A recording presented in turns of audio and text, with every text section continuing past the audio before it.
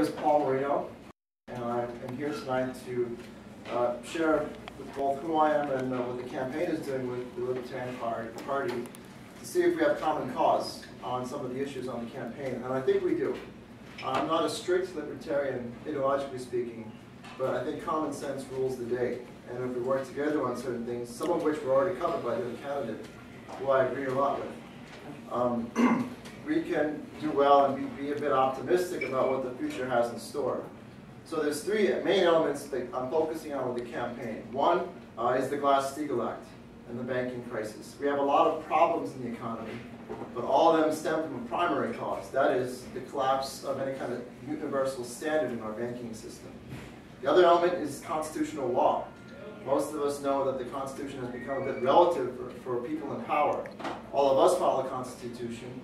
What about our elected officials? Why can't they? We've had a slippery slope for the last 40 years where our elected officials seem to operate with reckless abandon. Now there's reasons for that beyond just greed, avarice, and the evils of the human soul. We have a real enemy to face from within and without. And then three, what's the vision for the future we should discuss?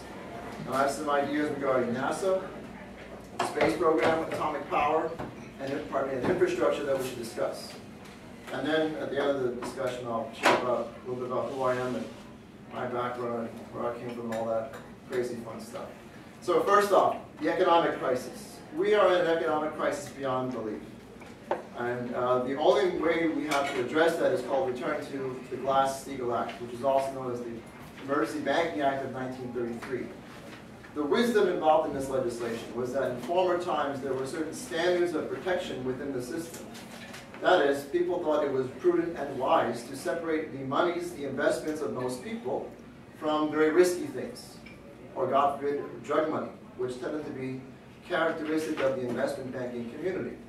So for now, some 60-some years, Glass-Steagall Act was a standard of practice, separating commercial banks from investment banks, savings banks from commercial banks, and insurance and other things from those various things. And over time, over about a 40-year period of time at least, we have slowly eroded those standards to the point where it was killed. This is about 10 years ago in 1999. President Clinton signed and killed this law by signing the Gramm-Leach-Bliley Act, which basically said to the financial powers that be, anything goes within the banking system. Now the real story behind it is a little more nefarious, but I'll summarize with the personality of Alan Greenspan. Mr. Greenspan, known as the Undertaker by Ayn Rand and other close personal friends, wrote a paper in 1970-some, 80, called Rethinking Glass-Steagall. What does he mean by rethinking Glass-Steagall? He was advertising his credentials as the man that the powers that we could rely upon to look the other way while they operated with reckless abandon. So time goes by from 1980, 81, 82, 83. 88 occurs. There's a collapse on Wall Street. Paul Volcker is thrown out, and they look around for a yes man to replace him with, and lo and behold, Alan Greenspan comes in. Looking the other way while travelers in the city merge in open violation of the law, Glass-Steagall. So this process continues unchecked for near 15 years or more. And as a result, the standards of practice in the financial sector become almost mute by the time that President Clinton signs the bill that put the final bullet in the law of Glass-Steagall in '99. So I think that this is step one towards any recovery ever. Why? Because it reestablishes certain standards that worked for us very well. Now what it does as soon as it becomes law is it'll bankrupt and destroy some of the funding money or all of the funding money that's in the system. Immediately then, immediately as that happens, the discussion then becomes very interesting. Because we then can discuss what to build, what we would like to do, where should we go from here. And there's a long laundry list of things worth discussing. Bridges, roads, dams, infrastructure. If you're ambitious, nuclear power. I know there's a lot of anxiety in the district and on the island in general because of what happened with Shirley River. That plant was closed. Well, we have to address that by talking to our people. A lot of the people in the population have a lot of anxiety about atomic power. Why? For a wide variety of reasons. Most of them are just because of ignorance or fear. And you got to tell them, look, pal, I understand We don't like nuclear power, but bear in mind, we're not going to hire Homer Simpson to run this plant, okay? We need these kinds of power because we have major needs for both new electricity and new materials production. We have a planet of 7 billion people. And the only way to address the economic requirements those people require is by shifting to higher modes of energy, which atomic power being the closest at our grasp. So, what else is on the agenda for construction? NASA. For those of you, perhaps, who've lived on the island for a while, you remember or heard stories about Grumman and what Grumman and Republic Airport were in the 40s and 50s and so on. High-tech aerospace construction was the main part of the economy for a long time. It's killed in the 90s. What replaced it? The IT bubble, the housing bubble, other forms of speculation. Now we need to figure out how to recreate that. We're not going to get it back exactly as it was. That never happens. We have to decide and determine where our skills are and perhaps rebuild and retrain a lot of our people in high tech, in aerospace, in atomic power. Now with the space program, the demands of that are huge. Going out into the space, the rigors of space, surviving, colonizing the moon, industrially developing the moon, mining those resources. That's a huge task, not just materially, but biologically. And it will tend to affect all matters of the economy. And it might help us in certain indirect ways deal with a lot of the problems we have within our education and our health systems. Beyond that, if you're not so ambitious, you're not quite ready to fully turn on the space program, which I can understand why, there's a lot of things we can do out west that deal with water, power, and hydroelectric. Many of them are archived in the National Archives in Washington, D.C., having dust on them, feet miles thick. In other words, our forefathers, Kennedy, one of my favorite presidents, they designed a number of things worth building, which never were completed. Why? Because we got distracted. Vietnam, other things like that. One in particular I like and appreciate is called the North American Water and Power Alliance, NWAPA, which is huge. It involves bringing water down from Alaska to irrigate Canada, the Midwest, and northern Mexico. It would have passed by law in 1964, but for one vote in the Vietnam War. It was decided, we have other priorities, Vietnam is expensive, we'll come back to this interesting water hydroelectric thing tomorrow.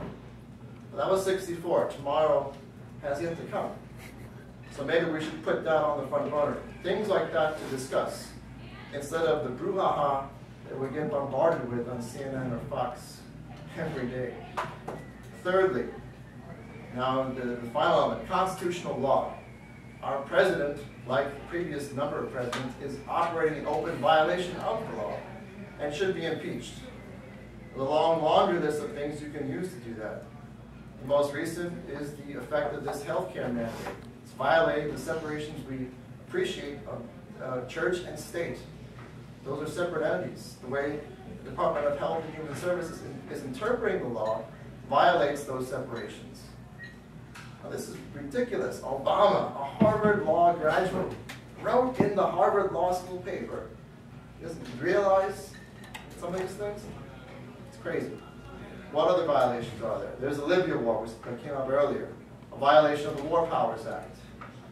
There's now aggressive use of other things that violate the Fourth and Fifth Amendment, so what we talked about with security preferences. There's also the assassination of questionable persons. Anwar al-Awlaki. All right, he's accused of something. But we should figure out, is it true? Is he worthy of justice as our courts prescribe? Or is he going to shoot first and ask questions later?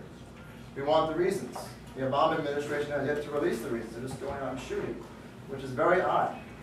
Because that reminds me of the former Republican administration run by the neocons. Shoot first, ask questions later. Validating torture. What other constitutional offenses are there? Well, there's a few. The way NASA was defunded. The Office of Management and Budget just arbitrarily decided this thing is too expensive, it's not a priority, we will just take the money that was allocated for Constellation and the vehicle system that was going to replace the shuttle and direct it in the manner we see fit. That violated what had already passed as law in the previous session of Congress. And I'm sure there's other elements that are impeachable that I'm forgetting. But the point is, we have to take this to the American people and convey what the Constitution is and what it should mean. And in the Democratic Party, we have to remind some of them. In the Republican Party, we have to inspire them. In the Libertarian Party, you guys already understand that. In the general population, people who don't have an orientation towards law, you have to help to bring them along in this process. That's what leadership is supposed to be. At least that's what I think it's supposed to be.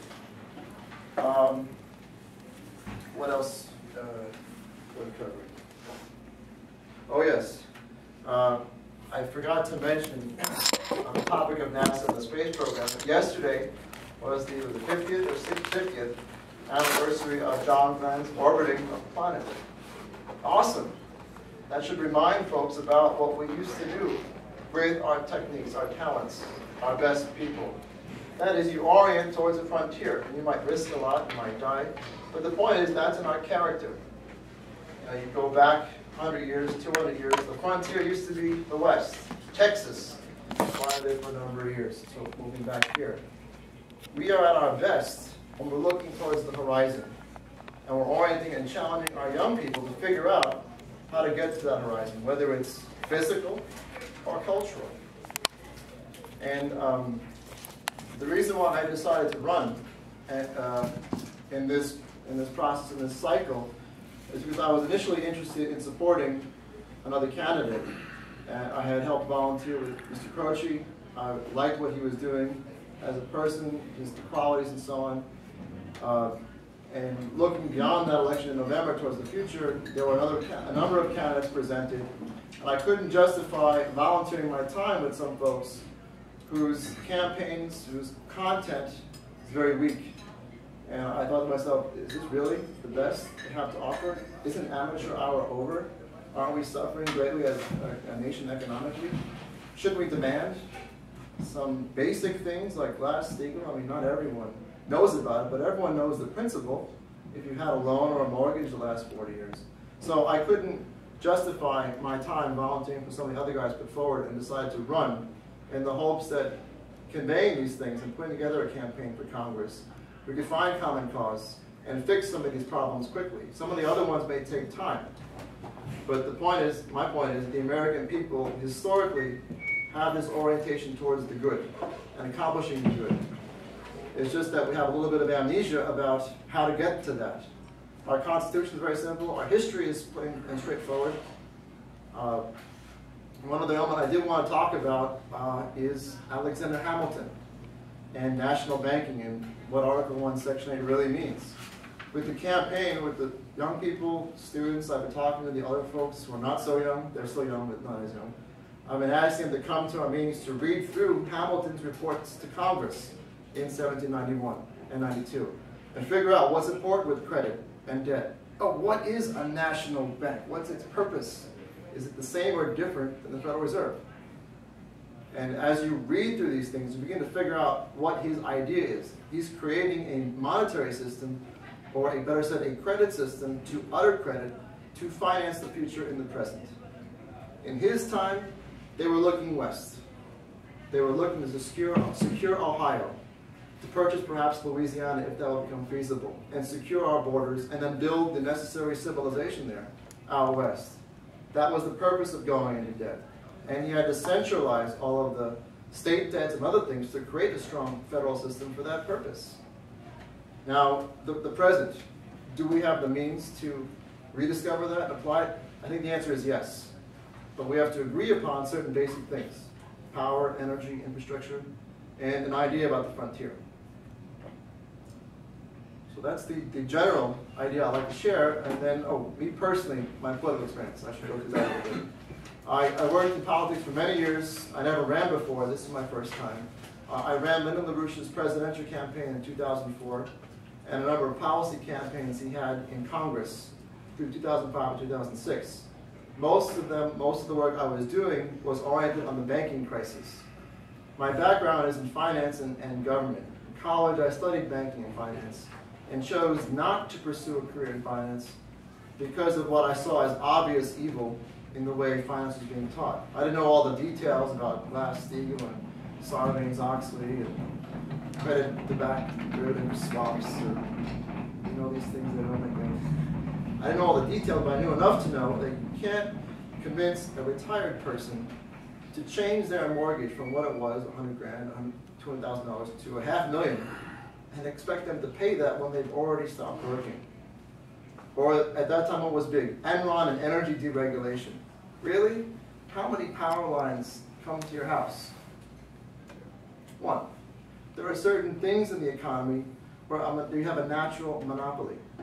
And it's up to us to exercise prudence and proper policy to guide those things. Unfortunately, we seem to have forgotten that. And what I try to do is address these things via some of the campaign with Mr. LaRouche in the State Assembly in New York and the Texas Assembly when I was there for many years there, to preempt what became the housing crisis in 2007. In other words, we didn't have to have this thing blow up if we would exercise certain preemptive things. Alas, we were not able to mobilize the proper response to overcome the corruption in the US Congress. We have a lot of people there who were inspired to move, but not enough to break the tide, the change tide, so to speak.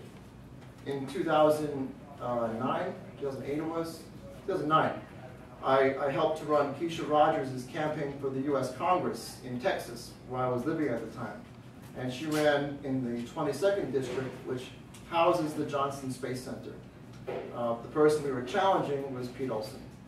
And I played a big role in helping to design her campaign and had a lot of press and media responsibilities. And it was quite an adventure.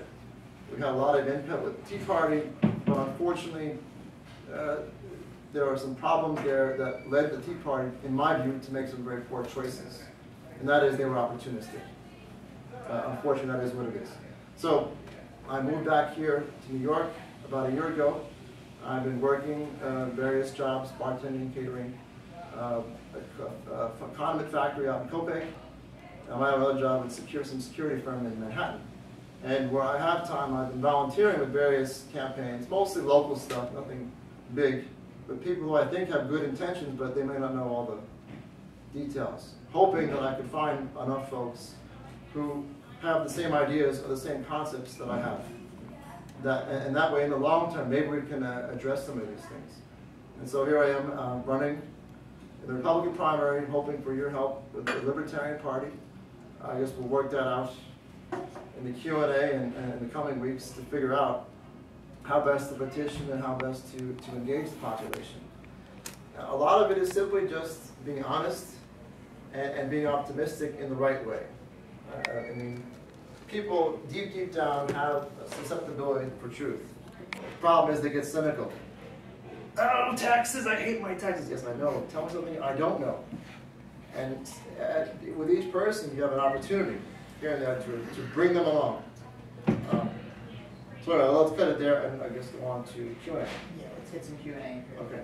Who would like to ask first, actually? I want to do the first one. Adam, why don't you be the first one to All right, I'll be the first one to ask. One of the things you talked about rather early on was a list of things you think we should do when we free up a lot of the funds that are tied down in appropriate places, and you mentioned bridges and dams. There was the project that you mentioned from the 60s, I'm actually familiar with it. On piping water down from Alaska and whatnot. You see this as an appropriate role for government? The concept I have in mind is the harmony of interest. That is, in our federal system, there's a very precise role the government should, must, and has to play in order to allow the private sector to expand, to have some degree of competition. Now, maybe it's a bit opportunistic, optimistic to think that that's possible. But if you look back towards the history of the United States, there are times when that has been the case. I talked a little bit about Hamilton. I remember you mentioned it. Okay, there's also Lincoln with the Transcontinental Railroad. He, as president and congressman before that, was a champion of the Whig Party. Protectionism, internal improvements, and what was the third idea? Maybe doing good. Very simple. And the idea was you wanted to go west and build the necessary railroad infrastructure to do that. You needed tariffs and other things to enable the private sector to sustain themselves in the long term, because there's a great risk, in this case, in going to the frontier. Not just financial risk, but at those times, also of being scalped or, who knows what's out there, right? Well, So, I guess I'm more asking the question, how do you let me see- get to the point I'm trying to make. All right. He had there were people involved in this process besides just Lincoln. One, his name is Theodore Judah. He was a surveyor, an engineer in the Army who, after his tenure in the Army ended, he went out to the West, he surveyed, and then began to recruit people from the business community to risk their all to try and make this happen. One of whom who did that was Leland Stanford, who was like a dry goods seller. Well, we know him today because the university is named after him. He became successful and became governor. So I'm simply saying we have to find those people if they still exist in the economy. Americans or people who want to be For responsible. clarification, whom do you mean when you say we, as in we have to find those people? People who are serious about No, who is the entity responsible for finding? That's what I'm trying to drive at. the citizens, the Congress, and people who take a great degree of responsibility to shape and maintain the republic. In other words, just because you're elected doesn't mean you're going to be like Jesus Christ and solve all problems. It comes down to what people do and want. There's a lot of anecdotal history of people who we don't know their names, but they played critical roles in shaping the outcomes of some of these battles. The thing I want to mention, to give you an example, is The Spy by Cooper, James Fenimore Cooper. You know the book? He's a blood brother. Is he really? Yes. How interesting. Well, you know the lesson there then. Yes. Who is this guy? He was an American. He was a frontiersman. He didn't want the glory, but he wanted the battle to be won. And he was someone who Washington trusted and was able to employ in the best possible way to trick the British into thinking that Manhattan was about to be invaded, when in fact they were going for the kill in Yorktown. So what I'm trying to say is that we need to try to revive that quality within our neighbors. And it's there, it's just buried under a sea of pessimism or... We buried. A very general question. What area of confidence do you see between the ideas you're speaking about now and libertarianism brought in? Areas of conflict. No, confluence. Agreement. Agreement. The Constitution, some of the principles therein. There's also perhaps a difference in terms, but maybe not in expression of the idea of free trade. In other words, you have laissez-faire economics, which is totally deregulate everything.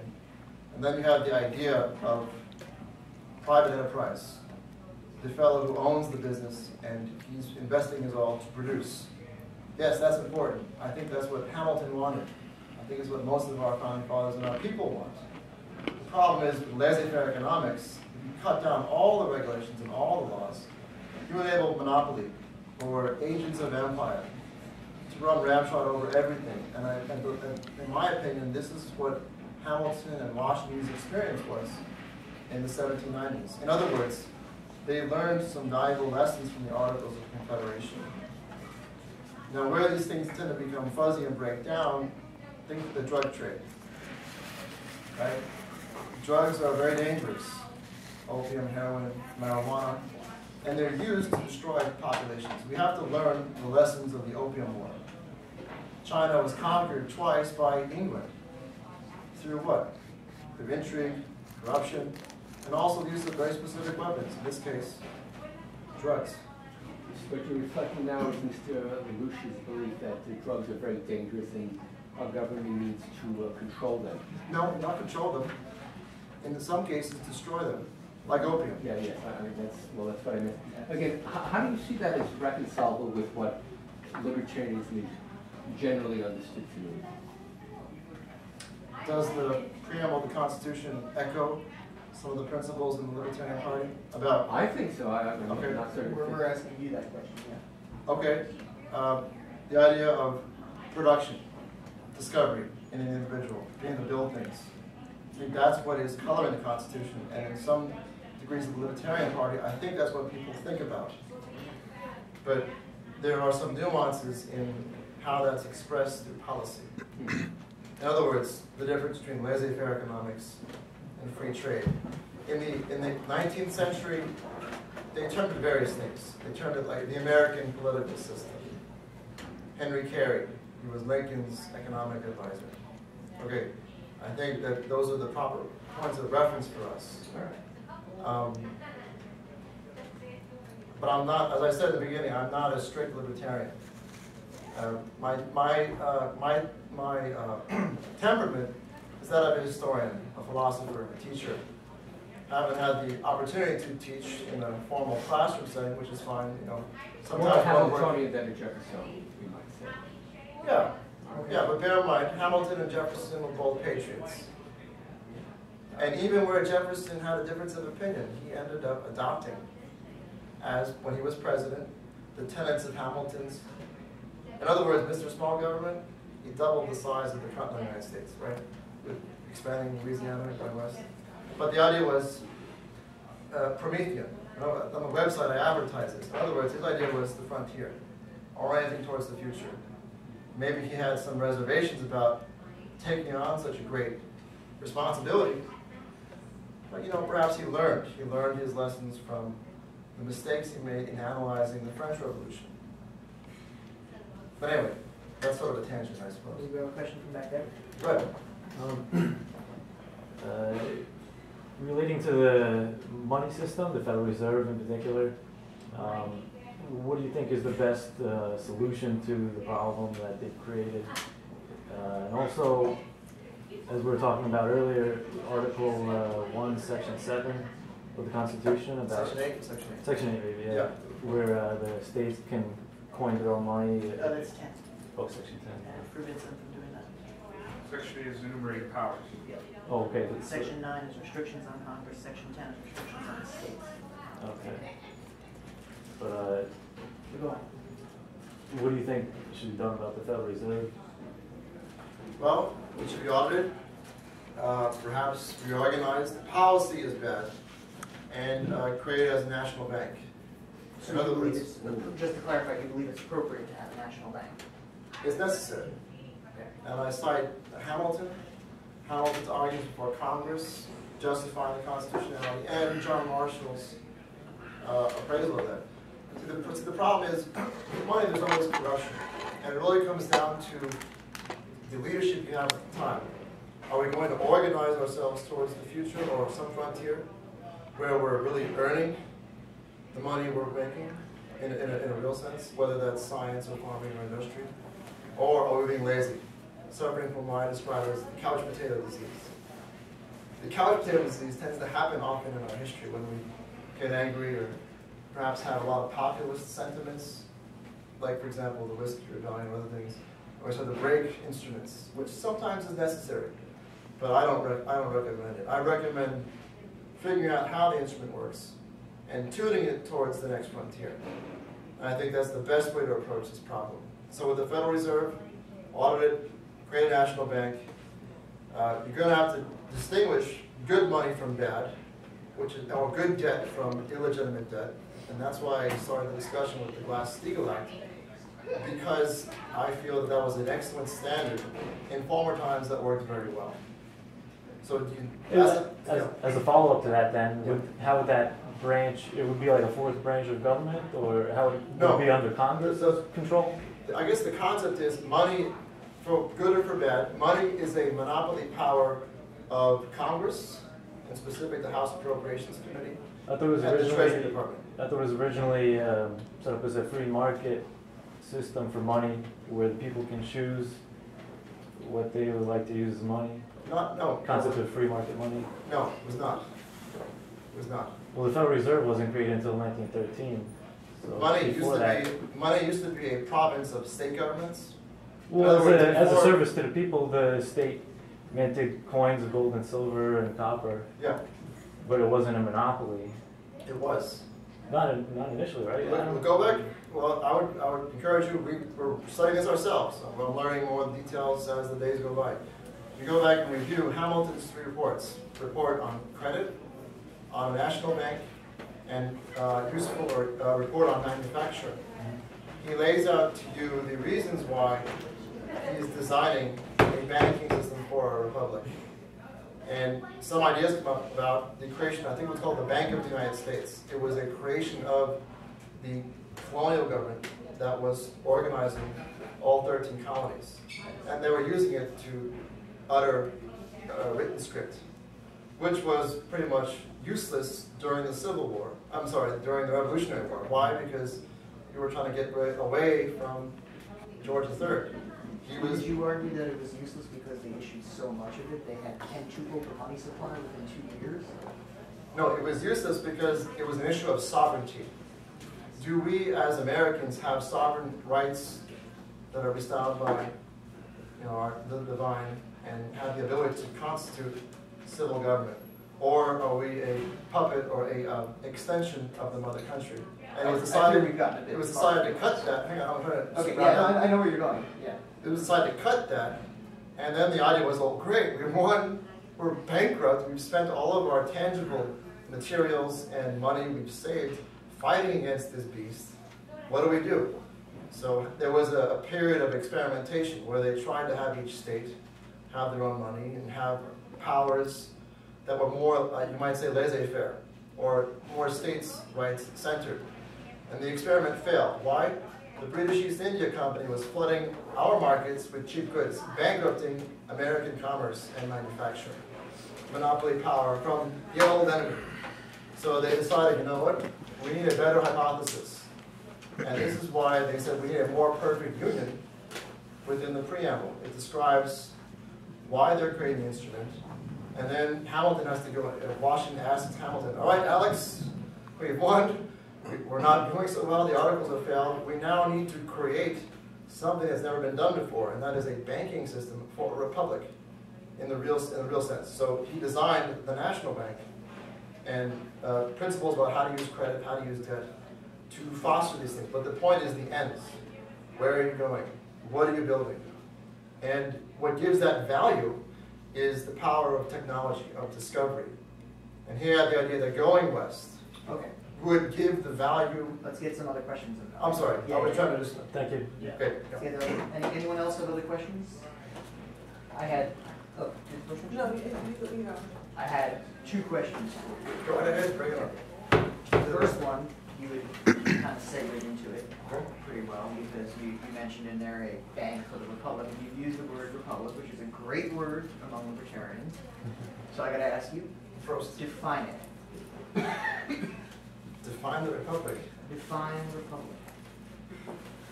Well, it's a form of government where the citizens elect people to do the good. And we have a structure vis-a-vis the Constitution and the laws therein to affect the good. And hopefully during the debate of a primary campaign, a general election, we are discussing where to go and what to do.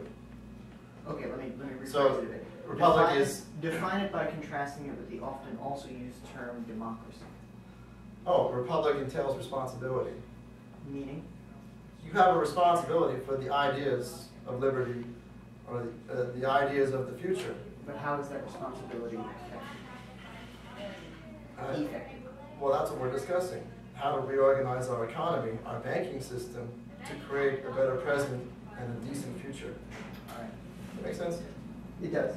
Okay. And the last question, you had mentioned that you worked in the past on the LaRouche campaign, etc. Sure. Is this how you've come to be familiar with libertarianism, or? Oh yeah, I've had many libertarians cross my paths through the years. I've spoken with Congressman Paul a great deal when he was in Congress. I was in Washington at the time, 2006, 7, 2009. And we've fought over these things a lot. We tend to have a sticking point on Hamilton and Jefferson, and also the Glass-Steagall Act, which is unfortunate because maybe with him it's just sort of a question of ideology and stubbornness, but he's not an evil intended person. We tend to agree a lot on foreign policy questions. And relative to the other people out there who are running, I find him to be honest, which to me trumps everything else. Because we are so far gone with the national discourse. If you don't have honesty, you don't have nothing, right? Which is unfortunate because we have some serious things to discuss, agree upon, and hopefully solve, maybe. So, All right. and then incidentally, the district we ran in was right next to it. So Yes. I've been through Lake City a lot and know the area pretty well. Any other questions? Not here. Okay. Well, Paul, thank thank you for your time. I would like to just ask both of you a question. Okay. Yes or no? Do you know what Agenda 21 is? Yes. Generally, there's a meeting on Friday I'm going to. Okay. Are you going to go, Anthony? I think you should both go if you have a chance, because a lot of people don't realize this is really what's affecting us.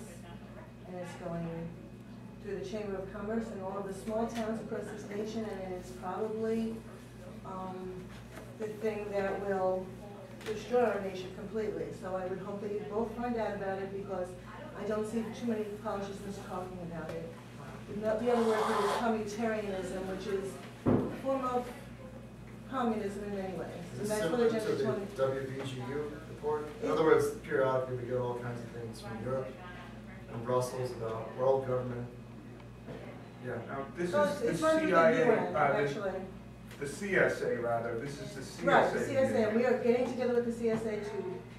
Right. Now, I do have a prior engagement that is campaign related. I'm going to try to alter my schedule to make both, or to rearrange myself so I can attend. But this is something that I was well aware of before CSA ever picked up on it. CSA So, just finally woke Well, up it's from something the that dead, actually. Shalene Nightingale had addressed a lot in Right, her right. run for governor. In fact, I'm going to be endorsed by Shalene. She hasn't officially written the testimonial, but she has agreed to endorse me. Okay. And we've had discussions long before CSA.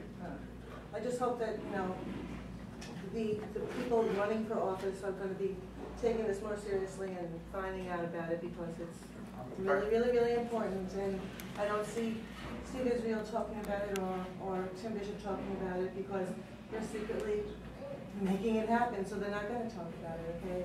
It's just, Yeah, of course. it's a dangerous thing. I'll add it to the sovereignty part of my And website. it's not about too. right or left either. It's happening, it's Definitely a happening big issue. on both sides. All right, I think that concludes the business for tonight, unless there's anything else, Judy. That would be it. Thank you both for coming and talking to us. We're going to be getting Stephen Levate tomorrow night, and he is also ready for the same seat issue. So